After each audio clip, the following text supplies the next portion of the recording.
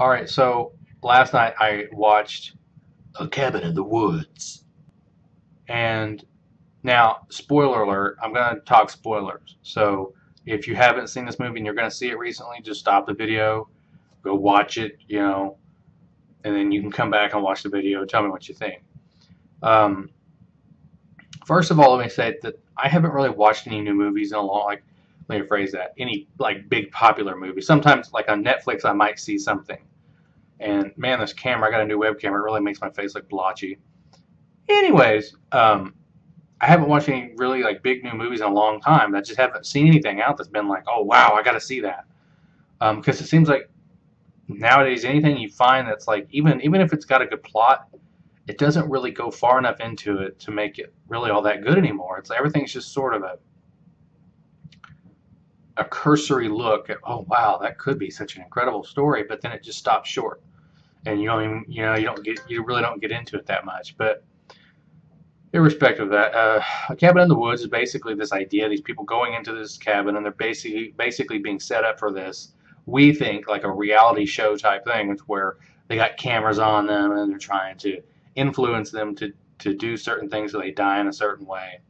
I don't even get why at this point why they didn't just kill them. I mean, if that was the goal to get their blood. But anyways, basically it all came down to sacrifice. When one of them would die, the blood would get funneled down to these gods, these demigods who they were trying to placate to keep them from, quote, destroying the earth. That's pretty much the money shot of the whole fucking story. The thing is, you don't really know that that's what they're doing. So for the first 30 minutes or so, maybe a little more, they are all being killed off one by one. These youngish, hot people who go into this cabin and they play fucking Truth or Dare, of course. Truth or Dare, Truth or Dare. Every fucking movie like this, they got to play Truth or Dare. Come up with something new, please. You don't even need Truth or Dare. Anyways, that was literally almost when I turned it off when they started playing Truth or Dare. I mean, it pissed me off that much. I was like, oh, seriously? I thought this was supposed to be something new or unique. And it did morph into something new and unique when you start to realize that there's something else. And I picked it up when a woman said,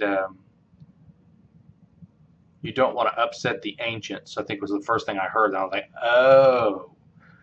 It did kind of have a little bit of an Illuminati, devil worship, giants ruled the earth at one time feel to it. I mean, it had a little bit of that going on, which is Joshua Whedon, so that guy's like probably a freak.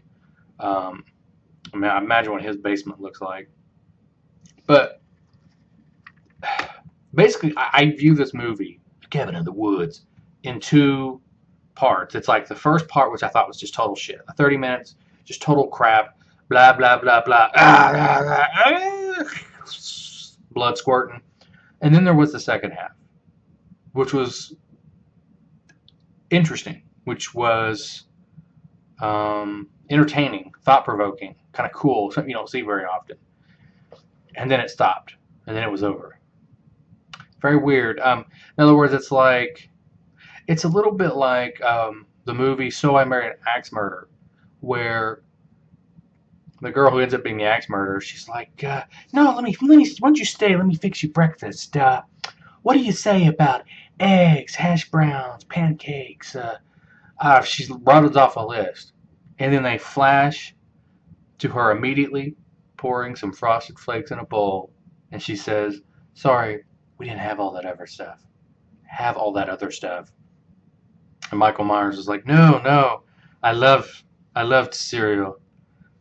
And he's looking at that scene to me just exemplifies what A Cabin in the Woods, the end was. It's like all this incredible stuff they talked about, like these demigods, they're going to destroy the world if you do not join them, if you do not give them your blood.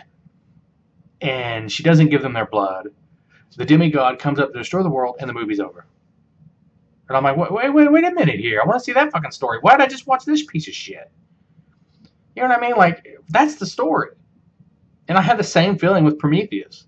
Okay, we've sat through all that bullshit. Now, wait a minute. Where's he go? What are we doing here? What's going to happen next? Why did I have to sit through this piece of shit? You know, it's like every movie is that middle Star Wars. You know, where they had the 3 Star Wars back in forever ago. They had the first, the second, the third one. The only ones that were any good were this first and third one because the second one was just a window to get to the third one. Well, now today it's like every movie you see is just the second Star Wars. It's like, well, maybe they can make a part two. Maybe they can make a part two, and then we can enjoy the story. So, I don't recommend not necessarily seeing it. I put that in a really fucking stupid way. I recommend to see A Cabin in the Woods if you get the chance. Because it is kind of entertaining, and the second half I do think is worth seeing. The first half, though, unfortunately, they give too much of it away, and it kind of ruins the first half of it, where they're all getting killed off, and you kind of already know it's a game. I wonder if it wouldn't have been better if the movie were actually longer, and maybe if they had hidden some of the whole game thing.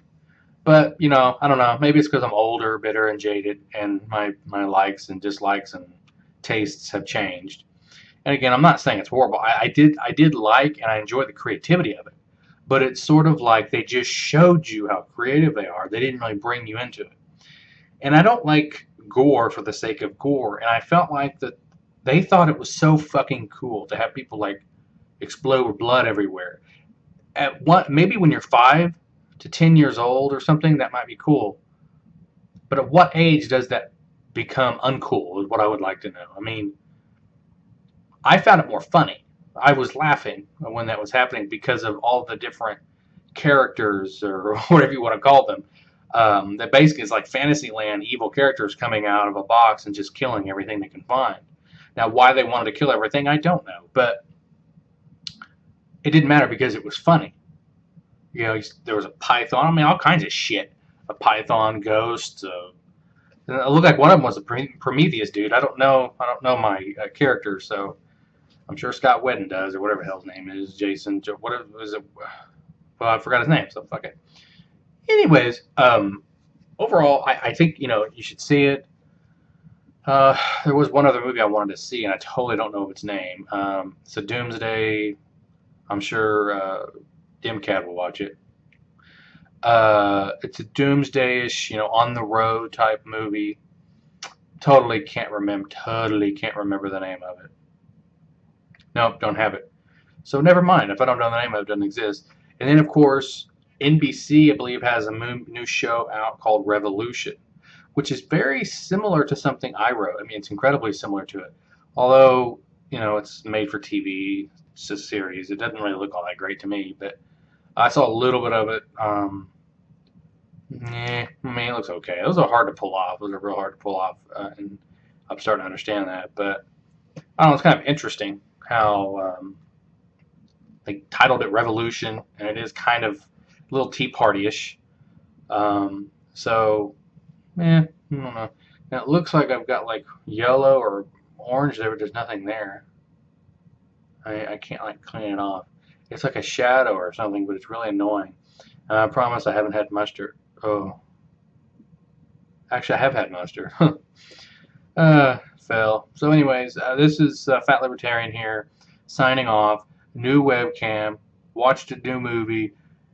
Did totally hate it. Just wish there were more to it. I mean, that's really it. And at the end, where that demigod's hand comes up, destroys the cabin, and puts its hand on the ground, I want to know what's going to happen next. Now, do they have the balls to come up with it? Because I literally don't even think they had any intention of telling the rest of that story. That was it. Could be wrong, but that's the way it seems to me. Like, that's where the story fucking ends, and then you're just left to go, well, at least the popcorn's good. Hell yeah.